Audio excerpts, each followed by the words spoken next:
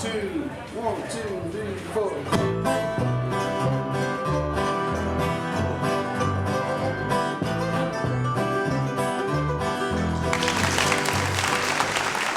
Something remarkable is happening in Lander, Wyoming.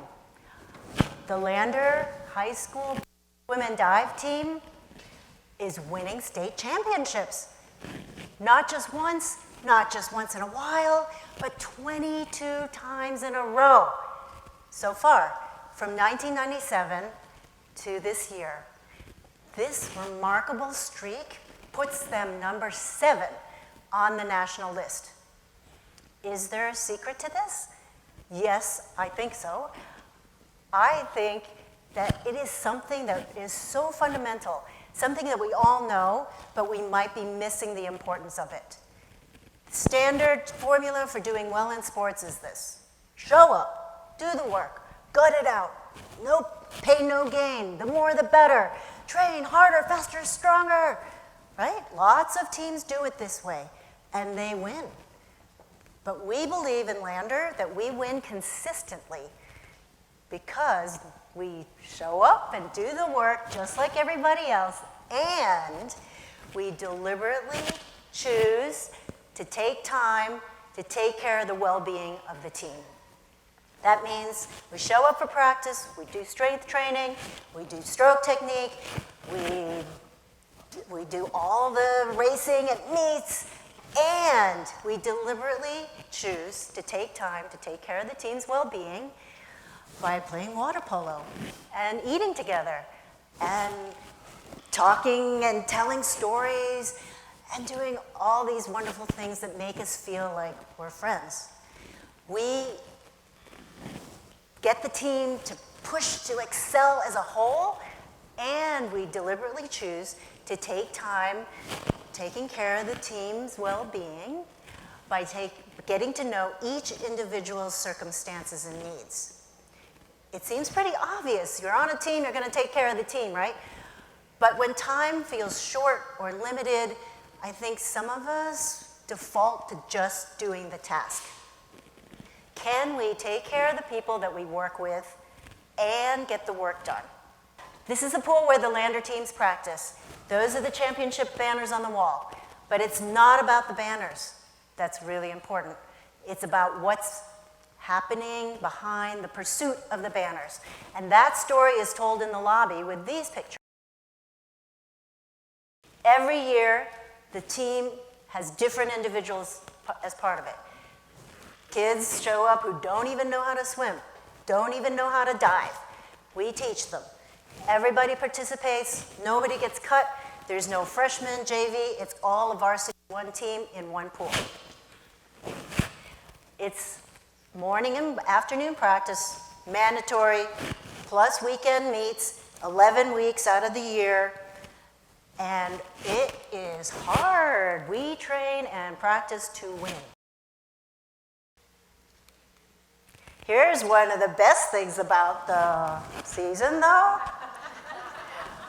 Every morning after morning practice, the boys sit down together and eat a hot breakfast. Every morning.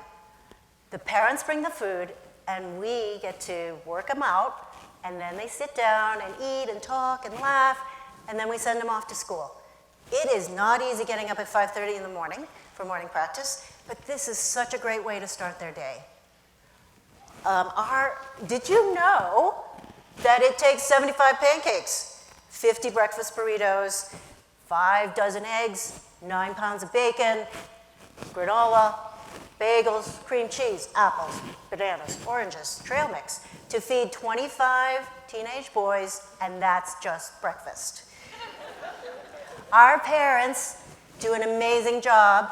They use calendars and spreadsheets to organize 11 weeks of daily hot breakfast, weekly Wednesday night team dinners at the pool, conference send-off dinner, pre-state dinner, road food, and the final award banquet. Bruce would have stashes of food in his office, granola bars and bagels and peanut butter to feed kids after school who were hungry. He owned Tony's Pizza. So pizzas would miraculously show up at the pool And he would send them home with kids that he knew would not have dinner waiting for them at home. We really feel that it's deliberately important to spend time eating food together because it nourishes the team's well-being. Food builds a brotherhood, teams bond over food. When you eat together, you hang together, and it not only builds fuel for performance, but it gives us time to talk and get to know each other and feel like friends. Early in the season, we get together in the hot tub and we ask the boys, okay, so this is a unique team. It's never been together before, it's never gonna get together again. What do you want to accomplish individually and as a group? How do you want it to feel? What does success feel like? How can we support you? And they'll say things like, we want it to be fun. We want everybody to show up and put in 100% effort. We want to try new things and get faster and better. But if we're not the fastest ones in the team, we want it to still be okay. We still want to belong. We still want to feel like it's our home. We want it to feel like our family. And we want to win state. So here we go. We're going to train to win state, and we're going to feel like a family.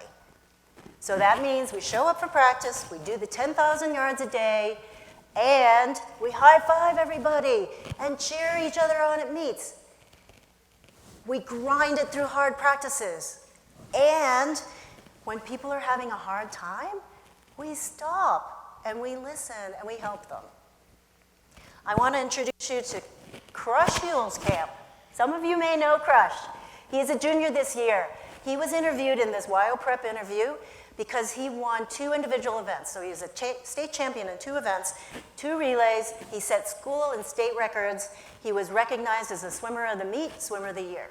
So this interviewer is asking him how he's such a star, how did he break the record?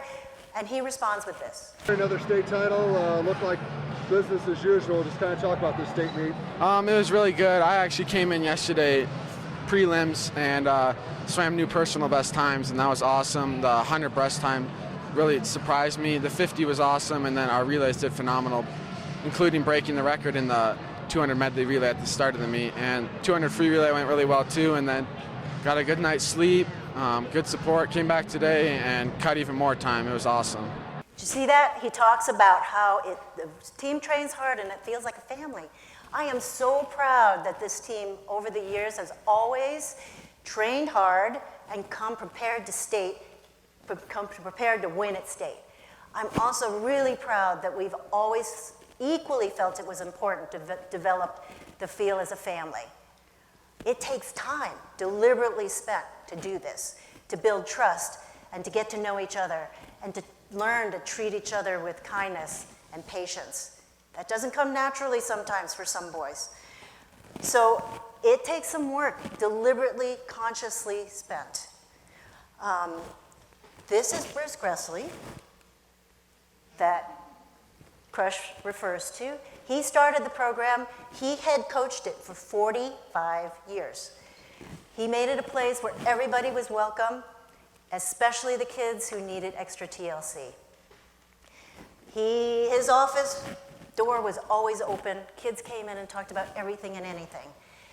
And he went to choir concerts, soccer matches, graduations, because he cared about the kids when they weren't swimmers.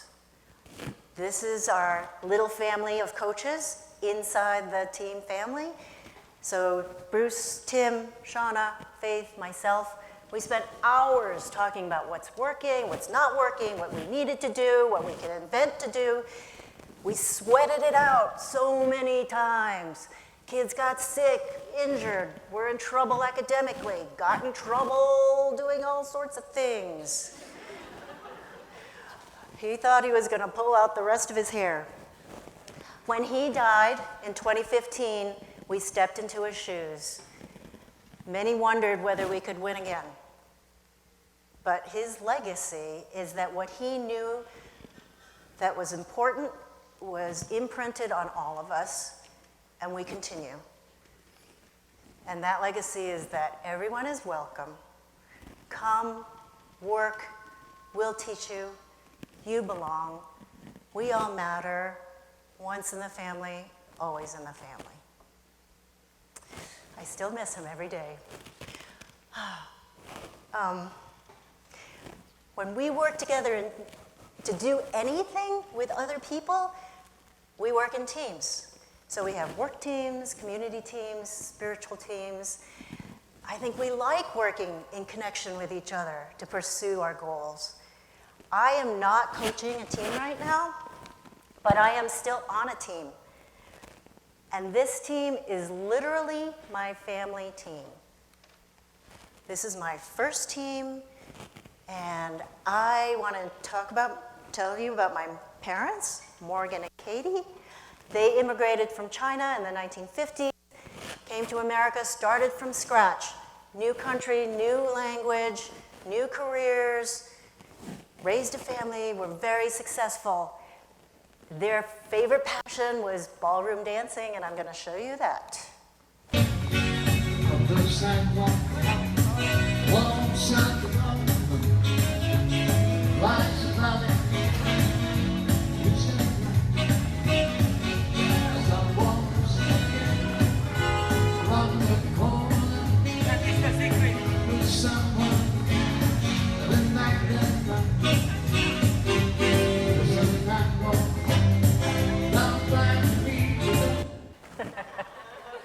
This time last year, we were on a cruise, a 30-day Princess cruise. Woo! Myself, my parents, May and Willie, and we were going from Rome through the Suez Canal to Jordan, Dubai, Abu Dhabi, India, Malaysia, to Singapore.